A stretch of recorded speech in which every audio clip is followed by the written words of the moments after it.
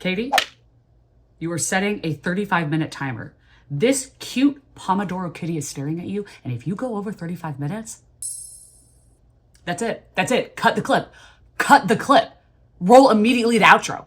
If you don't get to the number one honorable mention, that freaking sucks for you, girl. That sucks for you. Hey, what's up? Hello, it's Katie Colson here. Welcome to, or welcome back to my channel. Today we're going to be doing the honorable mentions of 2024. I have 17 of them. The only criteria to make it onto this list was, did it go on my bookshelf?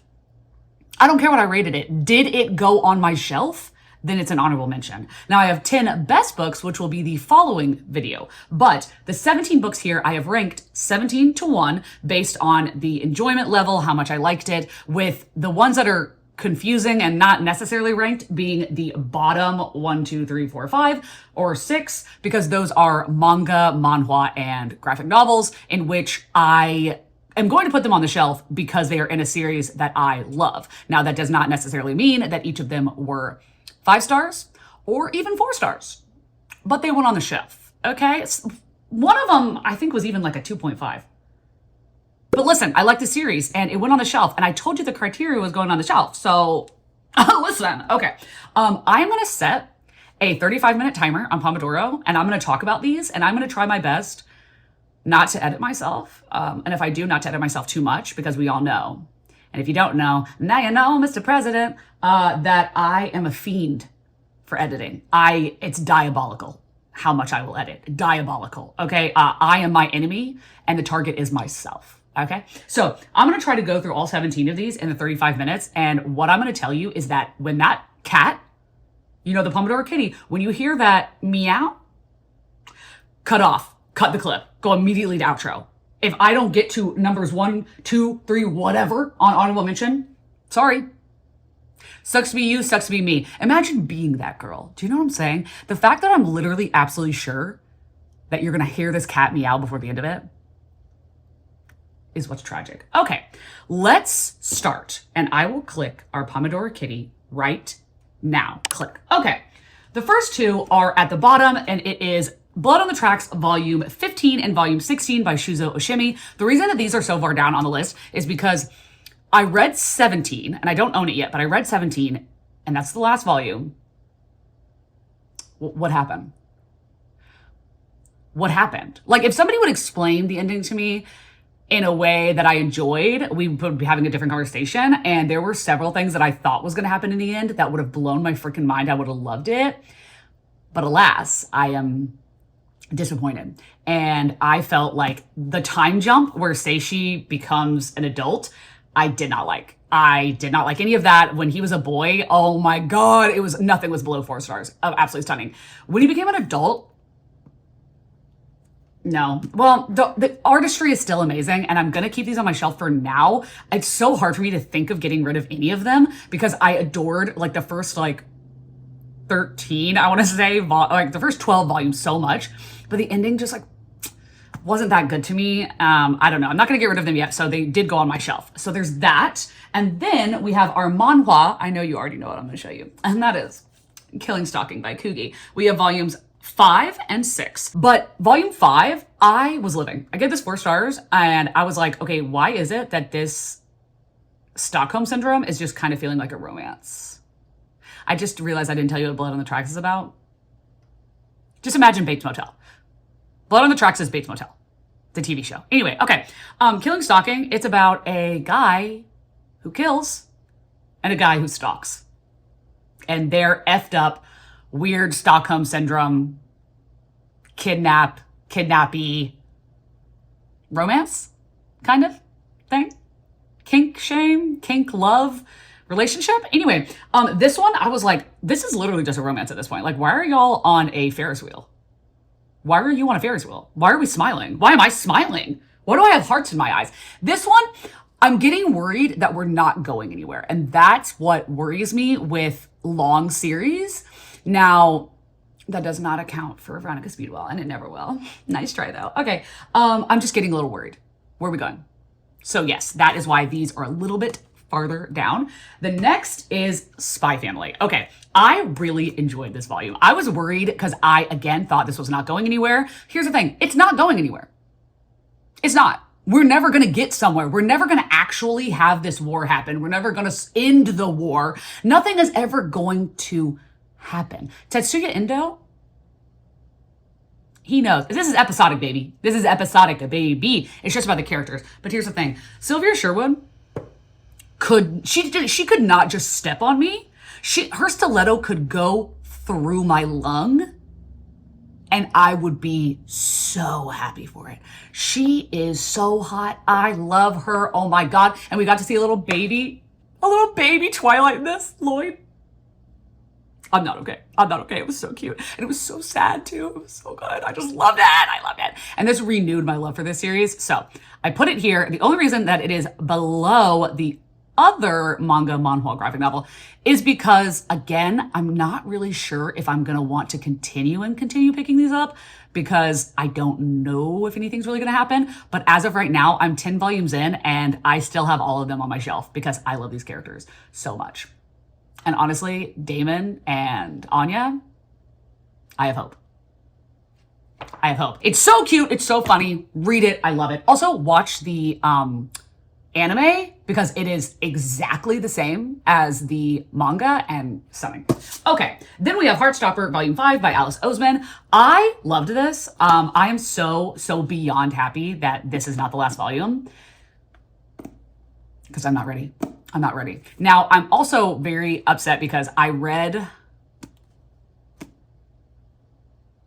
For Winter. I don't remember what it's called, but it is the short story novella that's about Nick and Charlie after this series, which I really am. I hate that exists, because it makes this finite. Like, you cannot continue with the series because we already know where it's going. And I didn't really like that book that much. I mean, I didn't dislike it, but I was just like, oh, okay, this is not this. It's not this. So, a little worried about that. I think it was super cute. I think that the representation is amazing. I think that the relationship between Nick and Charlie is literally everything. It's so freaking sweet and so cute. And you don't need to know anything about this. It's two boys. They play rugby and they fall in love. That's it. That's all you need to know. Okay. Now, as far as that would be 1, 2, 3, 4, 5, 6, 7, 8, 9, 10, 11 actual like fiction novels. The lowest of which is going to be shocking to everyone, and that is We Used to Live Here by Marcus Cleaver. I tabbed and wrote all over this book. I read this with my book club, and I'm so happy that I did, because I needed them. What's happening in this book? You're not supposed to know. See, this is the thing. This is why it is equally on my shelves as well as the lowest on this list. I gave this 3.5 stars. Is because there are so many puzzles, and a lot of those are very fun. Like, there's decoding words and doing all these things. But the puzzles get so intense. And like, say there's to figure out one of the codes, okay, you have to go onto this website. And the only way you can get on the website is by finding a specific email address in this book and emailing it, and then waiting for the author to respond and send you this website. And then you have to put in word for word the first sentence of Haunting of Hill House. But if you Google the first sentence of Haunting of Hill House, it's not actually the first sentence. So you have to actually look at the book to know. I was like, that's too much. It's too much for me. It's too much. And I fear that this is a lot of puzzles for the sake of puzzles instead of them actually leading us somewhere. Now, I love that for you and yours. But me and mine was lost in the sauce. I was lost in the sauce. So I love this exists. I think that Marcus Cleaver is a friggin' genius. But I don't think he had an end in mind. And I don't think he ever planned on having an end in mind. And again, like I said with my series, I need to know that we're getting somewhere. And I just don't think we got anywhere with that. Anyway, LOL. Okay, next we have Graveyard Shift by ML Rio. I was really struggling with where to put this on the list because this writing is stunning. I was like, yeah, of course ML Rio only wrote If We Were Villains and then waited like freaking 10 years or something and then wrote this, because she's too busy having the biggest brain on planet Earth. There were so many times that I had to say, hey, what does blank mean? I was humbled. I thought I knew words. No. The amount of words in here I didn't know the humbleization that happened to me. The reason that this is farther down on the list is because she had this amazing concept. I forgot to tell you what We Used to Live Here is about. Jesus Christ. Hey, this book is about a family that shows up on the door of this lesbian couple's home and says, hey, we used to live here. Can we come and look around? And she's like, okay, sure. I just want to be nice. And then they don't leave. And then weird things start happening, but they don't leave. And more weird stuff starts happening, and she wants them to leave, but they don't leave. They won't leave. We used to live here, but it kind of feels like we live here now because we won't leave. And it's just weird and weird and weird and weird. It's very like a bite-sized House of Leaves, is what I would say. Okay, this book. This is about a group of, there's a student, like a librarian, a teacher, a like clergyman kind of thing, all surrounding this university that all meet up together at this specific spot of the university to smoke where they're not supposed to. And one day they see somebody come and dump a bunch of horrifying things into a hole and bury it. What is it? I mean, I'm gonna let you read into that if you will. There is not a lot of explanation in this book. I think that if this had been a novel or even just maybe 100 pages more, this would have been 5 stars. But it ended so quickly, so abruptly.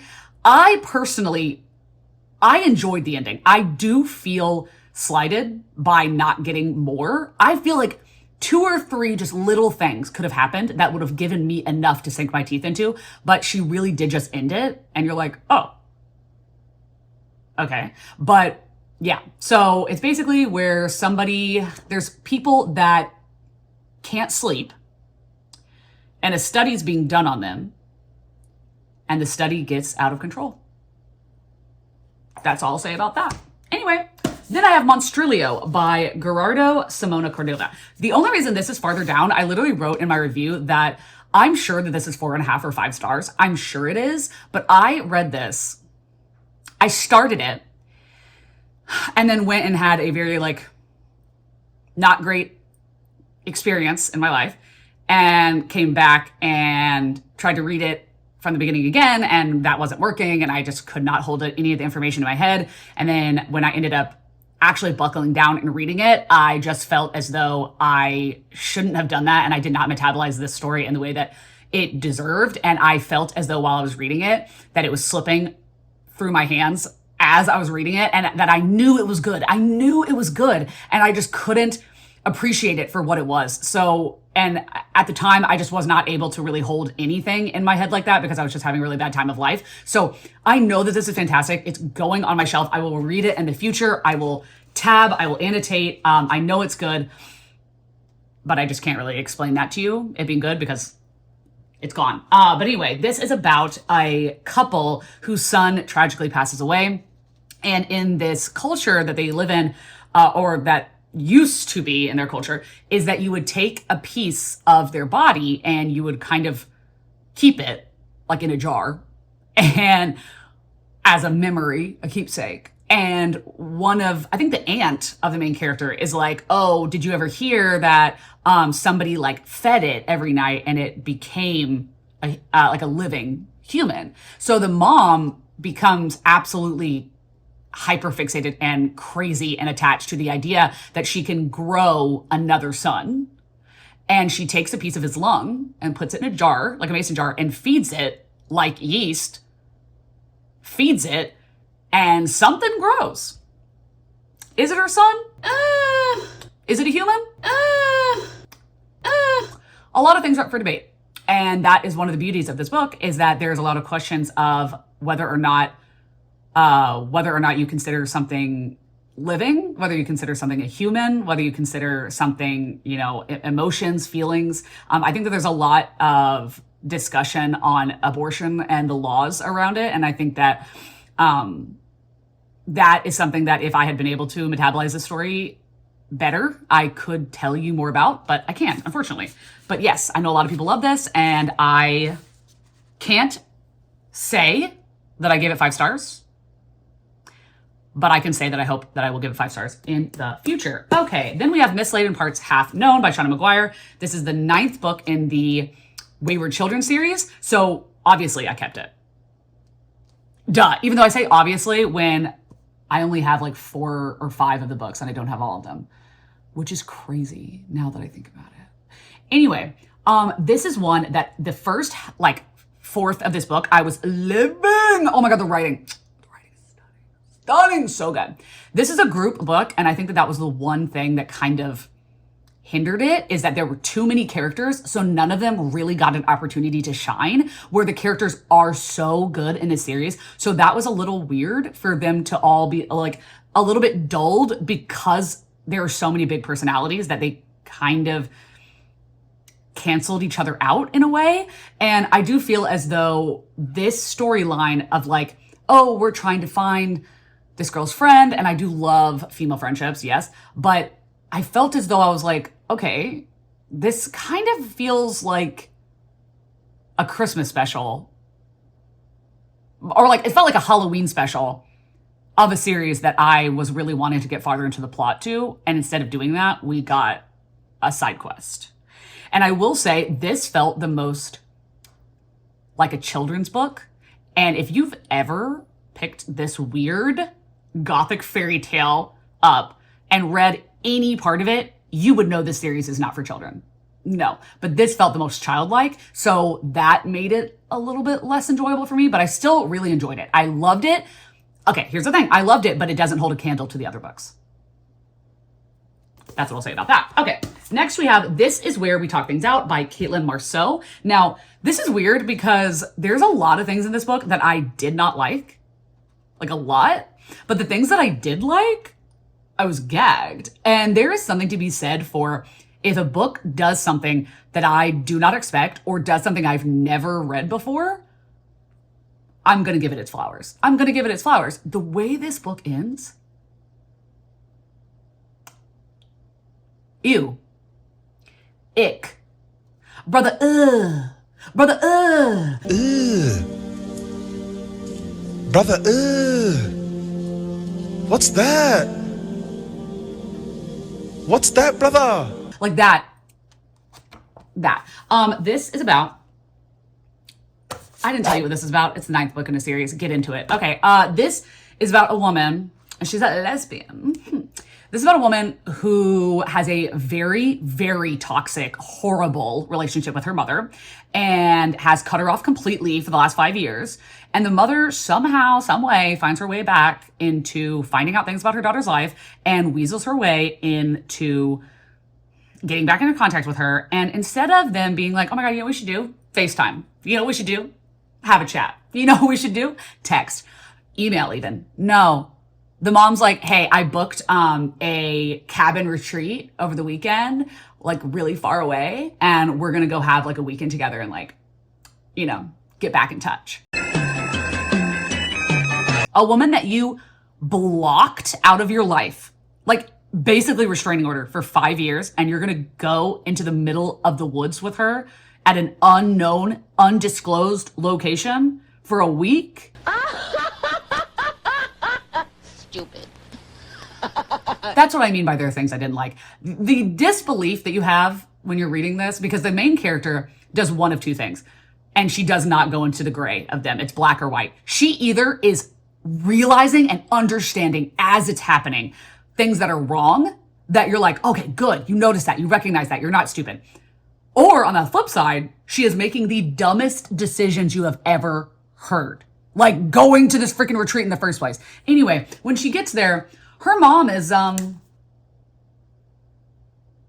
would say not just as bad as she remembers. She's worse. The mom is worse. And again, the ending absolutely gagged me, so it has to go on the shelf. Then, I know, isn't this crazy? Like, I feel like the caliber of these books, it's weird to see the ones that go above them. But listen, The Housemaid by Frida McFadden,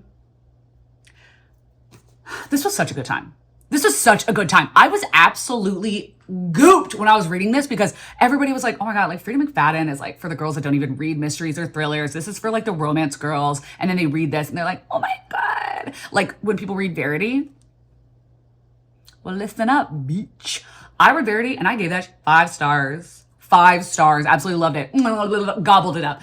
Honestly, if you like Verity, read this. Read this. This is very Verity-esque. Not in terms of plot, but in terms of pacing and do you trust the main character? Do you trust the other characters? Like, who's lying? Who's telling the truth? Who's a bad guy? Is anyone a good guy? What's going on? This was so much fun. It was just chapter after chapter after chapter. All the chapters are short. God bless America. Everything was a plot twist. Everything was I'm sorry, what? Real Housewives say what? I loved it. This is about our main character who has done some bad things and can't get a job. And she desperately needs one, or she's going to be homeless and, starve. So she goes to apply to be a nanny for this very rich family and shockingly gets the job rather easily, which is a little fishy. But when she goes, she's like, this kid, this is weird. But then the mom is weird. Things are not looking right. They're not looking correct. But she's so desperate for money that she can't leave. And I'll say, okay, one thing that I'll say is not correct, so you get the vibe of the story, is she goes to make lunch for the little girl that she's babysitting. And the mom has told her over and over again, she's deathly allergic to peanuts. You cannot figure peanuts. And the little girl is like, I want peanut butter. And she's like, you can't have that. You're allergic. And the little girl's like, no, I'm not. And you're like, what's going on?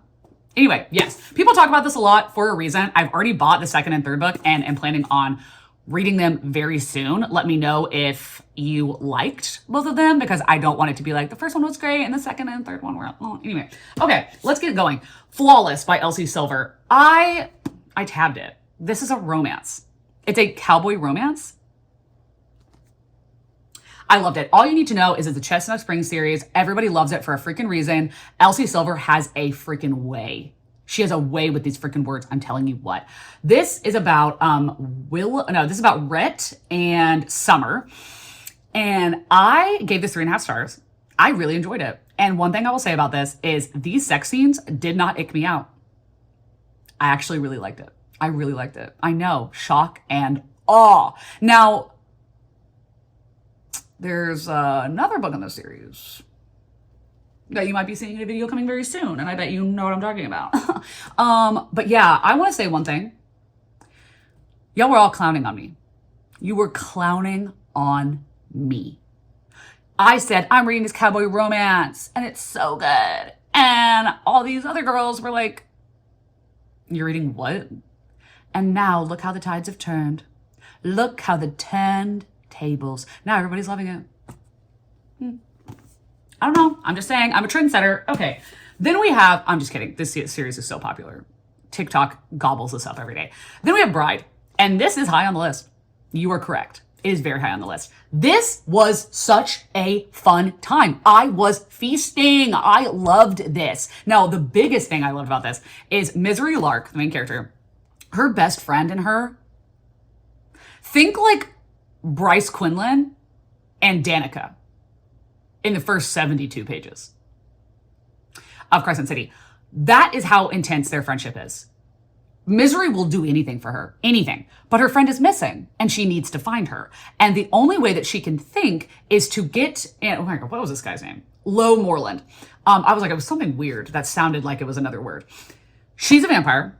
He's a werewolf. Now, those two species are not very symbiotic. If we've seen Underworld, we know, if we've seen popular culture, fan culture, we know this. So they have this really weird, tradition where one of the vampire children will marry one of the werewolves. And it's like, if the vampires make a move on the werewolves, then the werewolves will eat the vampire child. So it's like, well,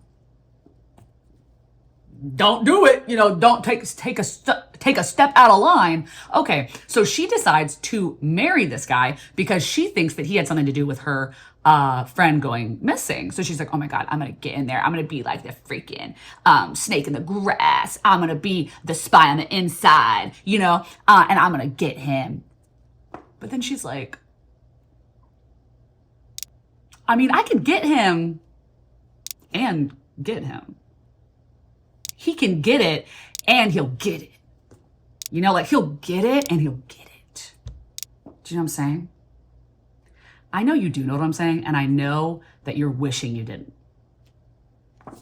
Yeah, this is so good. Loved it. Had a freaking great time. Will be picking up the sequel. Thank you, Allie Hazelwood, for yet again having a successful story. Then we have Dracula Daily by Matt Kirkland, a retelling of Bram, or a different reading style, a reimagining? I don't know. A reformatting of Bram Stoker's Dracula in real time with commentary by the internet. So I read this and Regarding Dracula at the same time, which I highly suggest. So this is basically Dracula, which is a epistolary story that is told by multiple people over the course of journals. Excuse me. Sorry, Bram Stoker. Told through journals, diaries, logbooks, transcripts, different things like that, or letters to different people. So they all have dates on it. And what this guy has done is he has taken the different letters, like May 31st, June 5th, where in Dracula, they are not told in succession. This puts them in consecutive order, chronological order.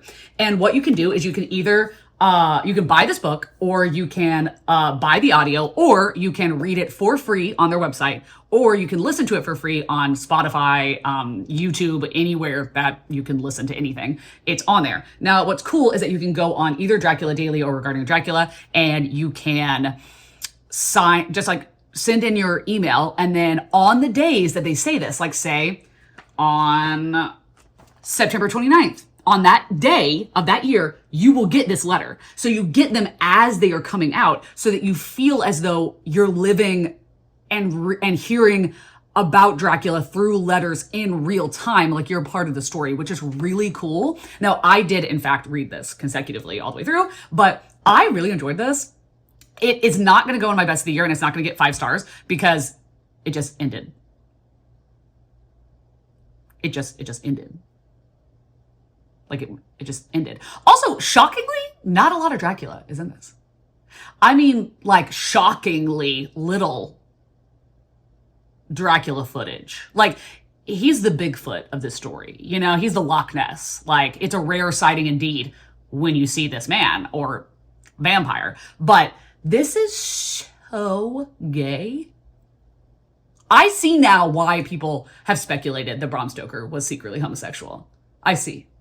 This is so queer. Oh, it's so queer. When I tell you, I am all for a female friendship. And you know, listen, I am the first to tell people they don't have to be together. But Mina and Lucy, it should have been. It could have been, should have been, would have been. The things they say to each other. The fact that Lucy and Mina is like, one of them writes the other one like, oh my God, like you're I'm in love and I'm gonna get married. Okay, no, it's Mina that's like, I'm in love and I'm gonna get married. And I know that he's the one because I know this is true and forever love because I feel about him the way I feel about you.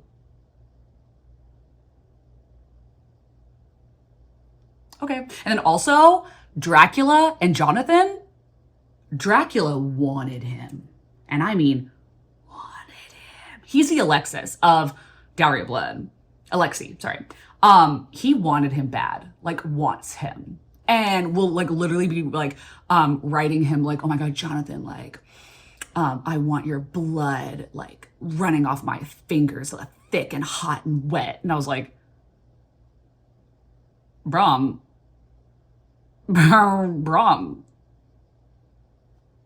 You could have kept that for Pornhub. You know what I'm saying? Anyway, yes, this is a stunning book. I will show you. We have some time left. I think I'll be fine. I pray. Let me show you. Oh, hello, can I find one? It's got memes and tweets from people that were reading this in real time and sending them in. And it is so freaking funny. Like the internet sometimes is an amazing place. Then we only have 2 left. We have The Night Guest by Hildur. Oh, I looked up how to say this. I'm going to be wrong. Nuts here. I'm wrong. I'm very sorry. Translated by Mary Robinette Cowell. I loved this. I loved it. I physically read it. I read it in basically one sitting. while I was getting my car done. And I was sitting at a coffee shop eating avocado and egg toast and drinking a latte. And it was the time of my life. I am obsessed. What happens in this book? Damn if I know. Damned if I know. I don't think the author knows because I don't think you're supposed to know. That's the thing. And shockingly, I'm cool with that. I'm cool with that. This was so freaking weird. So weird. So basically, you have this woman. Well, I'm going to give a very, very, very, very, very short and tight synopsis because this book is so short and there are literally chapters that I'm not even joking. Let me find one. That's a chapter. That's a full-blown chapter. Oh, wait, you want to see the next one? Oh, that's a chapter. Yeah. So it's so short, so I don't want to give anything away. So I'm going to be very short on the synopsis. This is a horror novella about a middle-aged woman who is not being taken seriously at the doctor when she says that she is overly tired for like no reason. She's aching. She's always in pain. And she basically buys a Fitbit to track her sleeping pattern to see what it is that's happening. Is she waking up and going back to sleep and not really realizing it? And she wears it overnight, and she wakes up to realize that she has walked 42,000 steps in her sleep. 42,000 steps? That's insane. That's crazy. Where's she going? What is she doing? Why does she sometimes wake up with like blood under her nails? I don't know. She doesn't know. Who knows? Who knows? Exactly. What? How did this end? I don't know. And I don't care. It's so good. And honestly, like, let me tell you. What? Oh, wait, did I put? I thought that I tabbed a part that I wanted to tell you about. Okay, all I'll say is that there's a part in the very first chapter where she's seeing a young female doctor for the first time who is actually listening to her and isn't saying that she's a, quote, a hysterical woman. And I thought that this was so amazing. The way that the main character is like hearing her talk and everything is just so cool. She says, so tell me, what are you concerned about? A sensation begins to stir in my belly, warm and soft, and I realize that I'm weirdly proud of her. Astis is going to be a truly wonderful doctor. For a moment, I feel as though I am her mother, Christ, or maybe a grandmother, Christ, who watched her grow up through her childhood and then became an unbearable teenager who blossomed into an intelligent woman who attended medical school and now speaks to her parents with respect and genuine concern. I am almost tearing up. Like, do you see what I mean? Like, it's just that kind of like, I get it. I get her. I get her and I see her. Now, I shouldn't be saying that, but because this goes places. Okay, I'm sorry. We only have 3.5 minutes. So we're going to spend that time talking about the number one honorable mention, which is Bloom by Delilah S. Dawson. Now, when I first read this, I read it physically. I gave it a 3.5 star when I first read it. Ever since then, I've looked at it and gone, what was I talking about? What was I talking about? I gave it 3.5 stars and I have all these tabs? In what universe? Katie, you're crazy. Katie, you're crazy. This is a 4.5, and when I reread it, it's probably a 5. It's probably a 5. This is so good. Like, Delilah S. Dawson just has a freaking way of having the most interesting concepts. Whether or not you end up loving the book, you're gonna love to hear about what it's about, if that makes sense. So, in this, a short horror novella with a lesbian, so we love to see it. Okay, 2.5 minutes, Katie, get it together.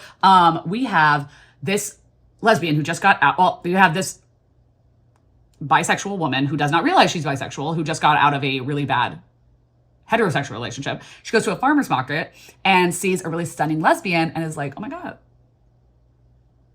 do I want you? Do I want you? Like, what is happening? Oh my God. Like, do I want to be with you? Do I want to be on you? Do I want to be in you? Like, I don't know. The confidence is so blind and aggressive. Confrontational. That I turn to someone, I'm like, the fucking nerve of you to be in the room with me right now. Yeah. Look at me. You got a lot of nerve being here, not trying to And she, basically this is where, this happens to a lot of people, where when you're in your first homosexual relationship and you've been in heterosexual relationships and not realizing that you were not heterosexual or that you were bisexual, but had never been in a homosexual relationship, you will look past any and all red flags because you've never been in this kind of relationship before and you're so happy that you don't see the bad things for what they are because you're so happy at the green flags in comparison to the other sex's red flags, that you disregard the red flags of the same sex relationship. I don't know if I'm making that make sense, but basically this woman is just so amazing and beautiful, and she's never felt this way about a woman before, that she completely turns a blind eye to all of the very weird things that this girl's doing, this woman is doing. Very weird. Very weird. It's horror. And I would say you can't know what I mean by that, but like, just whatever horror you think, it's probably happening. It's probably happening. And the ending?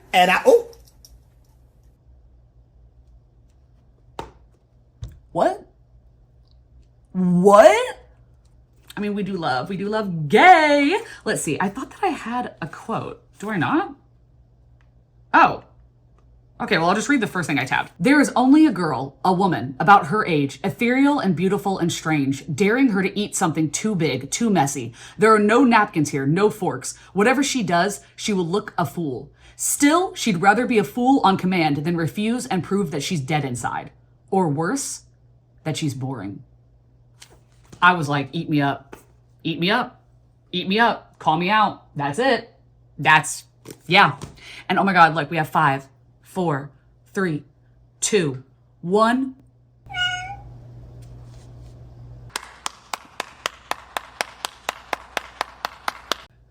Oh my gosh, my throat is dry.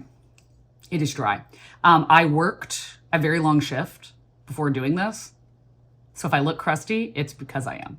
It's because I am. Oh my God. If you've read any of these books, let me know down below and what you rated them, or if any of them sound intriguing to you, or if you saw any of these and you were like, if you liked these, you would also like this, then let me know. If you have gotten this far into the video, then leave a flower emoji and a brain? No. Leave a flower emoji and leave a, what do you call those? The time turners? That's Harry Potter. The hourglass, we got there. We got there, girls. It took a minute, but we got there. Oh my God. I am going to have my Patreon and Instagram and Goodreads linked down below, and a myriad of other links to help support this channel in any way you see fit, if you so choose. If you want, you could like and subscribe to this video, because I am going to be putting out my best books video very soon, if not the next video, as well as regarding Dracula/Dracula Daily reading blog, which is going to be very fun because I have big emotions in it and lots of laughs. So anyway, I hope that you are all having an amazing day, evening, night, dusk, dawn, whatever it is you're having in whatever part of the world you are currently having it in. And I'll see you in a video coming very soon. Bye. The library, darling. Because reading is what? Fundamental. That's right. That's right. You could try to play, but you're never gonna beat me. Look the other way, what I'm doing ain't easy. Bloody hands stained from the people who deceive me. Muddy hands break through the chains, go free me. Looking for change, looking for pain. Pulling a mob, pushing a train. I'll never stop, stick to a lane. Pick up the pieces and go rearrange. I'll be the best above all the rest.